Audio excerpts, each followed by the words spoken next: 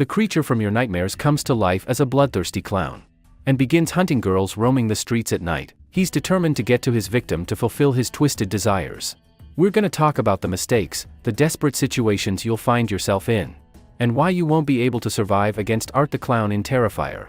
After a fun Halloween party, Dawn and Tara unexpectedly encounter a clown named Art, who disappears with a creepy expression on his face as soon as the girls turn away from him. The encounter has Dawn worried, especially when the stranger reappears at the cafe where the girls had decided to grab a bite to eat. The unpredictability of the man in the clown mask seriously clouds the clarity of his intentions. He behaves in an intimidating manner, doesn't say a word when people try to talk to him, leading to a lack of knowledge as to whether he's dangerous or if he's just joking. He also smiles creepily, showing his teeth, covered in something red, and he puts on an obsessive performance despite Dawn's displeasure. At one point, the owner of the place just throws Art out on the street, which leaves the girls with the misleading impression that the stranger is gone and never coming back. The clown's behavior is misleading, which has a profound effect on Dawn's emotional state.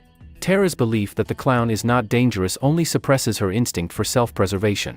The situation is complicated by the fact that the girls' lack of vigilance is not only due to alcohol intoxication, but also because it is Halloween night, when a person dressed as a creepy clown is likely to attract less attention. All of which will certainly prevent you in case a stranger decides to attack you. Even as they walked back to the car, Dawn and Tara were intensely focused on their conversation and didn't look around. If the clown decided to attack right now, they wouldn't be able to put up much resistance. Their focus on communication could have been a fatal mistake. All doubts should have disappeared when the girls discover a flat tire.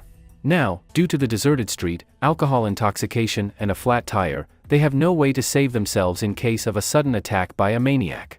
Tara continues to insist that the clown is not dangerous, and the damaged tire is just a coincidence. Not paying attention to strange coincidences that make you linger in a deserted place can lead to unwanted consequences. At this point, they should go back and tell the owner of the cafe, who had already offered his help once when the girls were sitting at the table. Instead, they decide to let the situation slide, which, of course, is not a very good idea. Dawn also should not have constantly listened to her friend, who literally a few minutes ago wanted to get behind the wheel drunk. Moreover, Tara ignores any manifestations of threat and turns them into stupid jokes. Meanwhile, Art brutally deals with the owner of the establishment. A pizzeria worker is horrified to find his employer murdered and mutilated. The shocked man tries to escape, but Art had foreseen such behavior and had locked the door in advance. At the same moment, someone starts calling on the phone, which causes the victim to completely switch his attention instead of preparing for a real threat.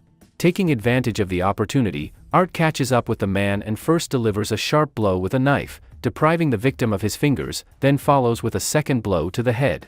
Everything happened quickly and unexpectedly, leaving the man without a chance of salvation. Perhaps the victim would have managed to neutralize the maniac for some time with the help of kitchen utensils, but as we know, the clown is not an ordinary person. He is able to regenerate from fatal wounds, which is why the chances of survival are significantly reduced. Even if successfully disarmed, the victim must quickly cope with panic, find a way out and escape before Art gets up and tries to attack again.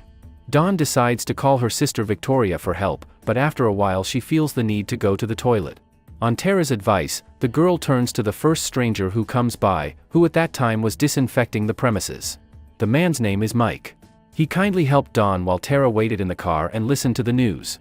According to the newscaster, eyewitnesses found the murdered employees of the pizzeria, where the girls had recently spent time.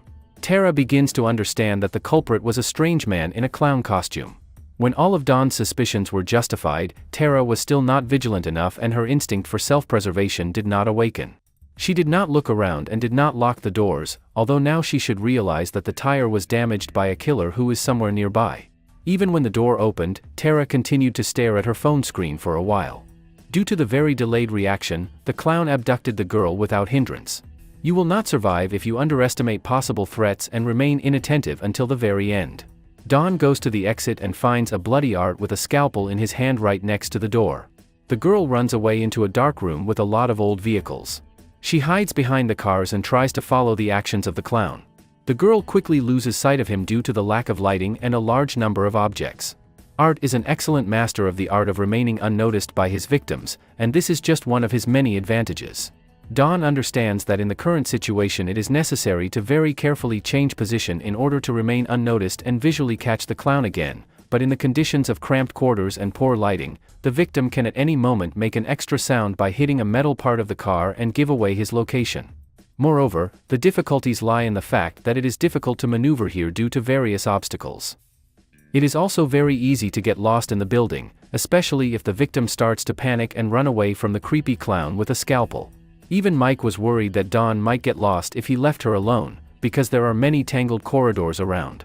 Art finds the girl first and she miraculously manages to fight off her attacker, but she gets serious cuts on her leg, which severely impairs her mobility. The only available door turns out to be closed, which complicates the situation. Dawn manages to find cover and arm herself. Gathering her strength, she throws the iron in the opposite direction, trying to make as much noise as possible.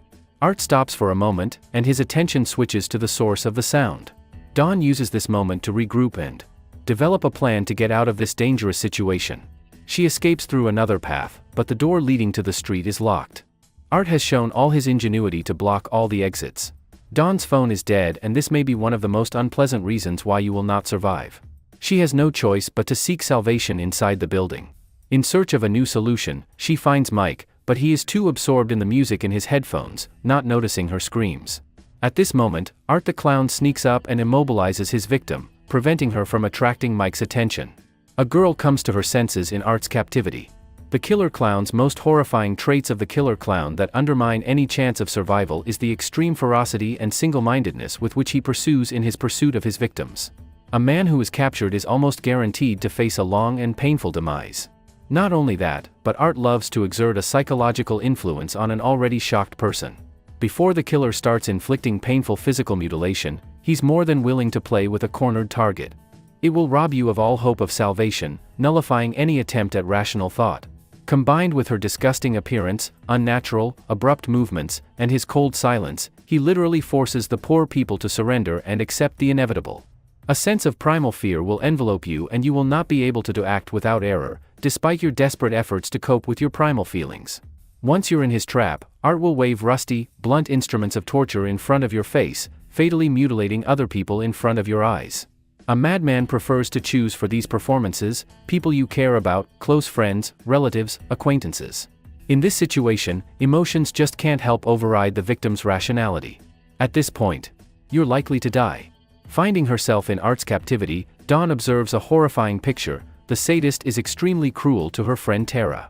The killer fixed the captured girl insufficiently securely, from which she, in a fit of uncontrollable panic, was able to free herself and even briefly disarm the clown with the help of a wooden board. It was enough to immobilize the maniac for an extended period of time, which should have been used to finish him off. Dawn, however, began to provoke her captor. She demanded that he rise to his feet and fight her. This is one of the most ridiculous situations that the average person will not allow even in a panic attack.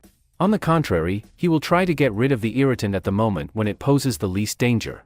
To talk about how irrational this venture is not necessary, because the girl, after a few moments, faces the consequences of the decisions made. The clown had time to regain consciousness and breathe, after which he pulled out a gun and shot Dawn in the leg, stomach, and head. She survived, but the gun ran out of bullets. It took Art a few minutes to get more ammunition. All the while, the woman lay on the floor in incredible agony.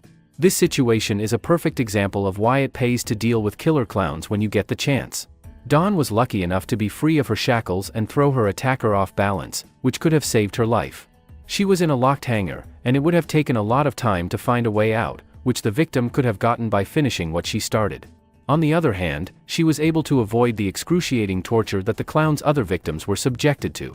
If you've just met a strange woman who told you about a killer dressed as a clown, and immediately afterward you hear an unfamiliar voice on the lower floors, the worst thing you can do is stare at the wall, turning away from the source of the sound to call your partner.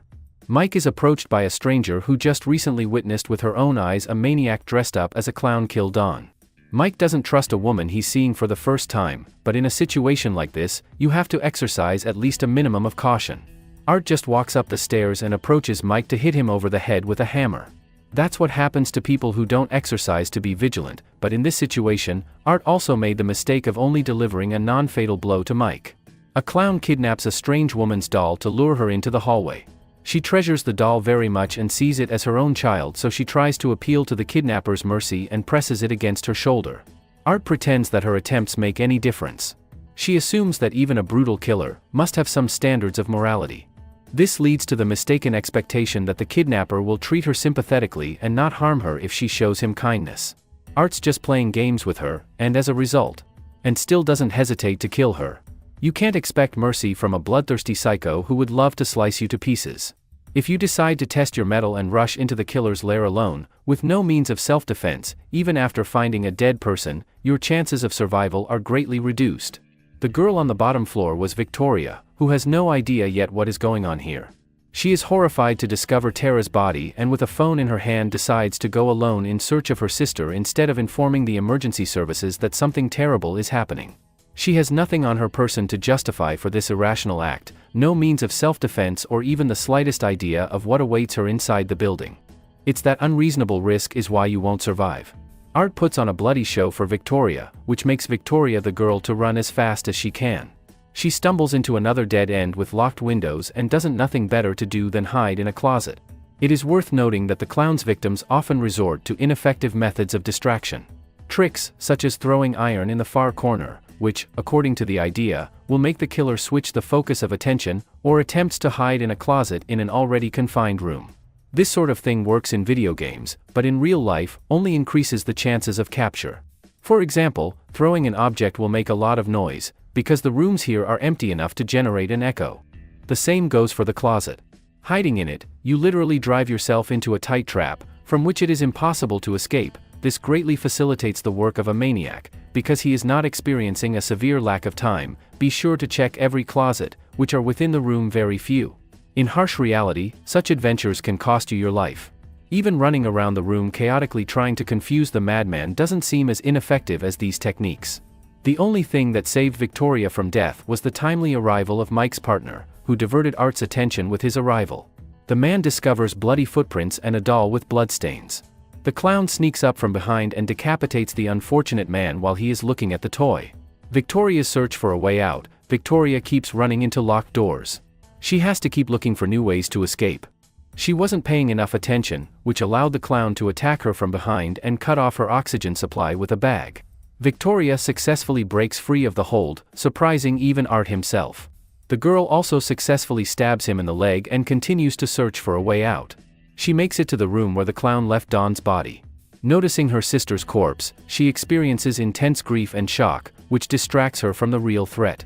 It's important to save and at least try to find cover before Art shows up to do as much damage as possible and exact sweet revenge. Victoria once again miraculously thanks to Mike, but even in these ideal conditions, they still leave the clown behind without finishing him off. They in time to call the police, but Art won't let his victims get away so easily, and he teaches a lesson in 100% kill just for Mike. Victoria is again confronted with a closed and escapes only because of her persistence, which is something in the room with her sister's body. Art does not let go of his victims in most cases and acts out until he fulfills his perverted desires. If you don't realize this, at some point you may succumb to the false hope that the maniac will no longer pursue you and you have managed to escape. That's what Victoria thought, when finally, there was silence and the next thing she heard was the approaching police sirens. The girl decided not to wait for the police to arrive and got close to the doors when just at that moment they are hit by a clown in a car. Victoria is saved at the last second by the police. Art puts a hole in his head, only to recover and escape from the morgue as a result. If Art is interested in you on Halloween night, there are few optimistic predictions left. You can indeed resist him, and you may even be able to inflict serious injuries to open yourself up to escape.